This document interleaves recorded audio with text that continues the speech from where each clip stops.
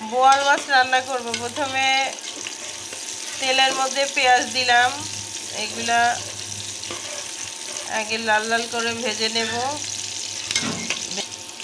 পেঁয়াজটা লাল লাল করে ভেজে নিচ্ছি। এরপর রসুন কুচি দিব, আদা বাটা দিব, এক এক করে সব আইটেম করে হলুদ মরিচ দিয়ে দিয়েছিলাম। তারপরে হচ্ছে এখন মাছগুলো দিয়ে দিছি। এটা হচ্ছে বোয়াল মাছ। শীতকালে বোয়াল মাছ টমেটো দিয়ে ভুনা করলে অনেক মজা লাগে। এখন উপরে টমেটো দিয়ে দিব, একটা টমেটো দিয়ে দিছি, আস্ত মরিচ দিয়ে দিলাম। উপরে এখন ধনিয়া পাতা দেব, ধনিয়া পাতা দিয়ে দিচ্ছি।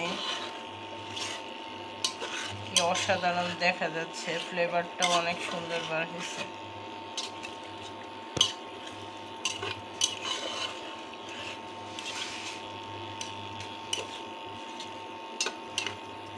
বোয়াল মাছ দিয়ে টমেটো রান্না করতেছে।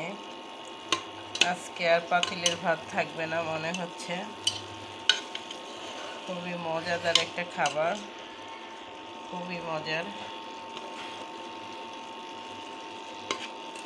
এই মাছের কাটা, বিশেষ করে মাথার কাটাটা ফেলানো অনেক কঠিন।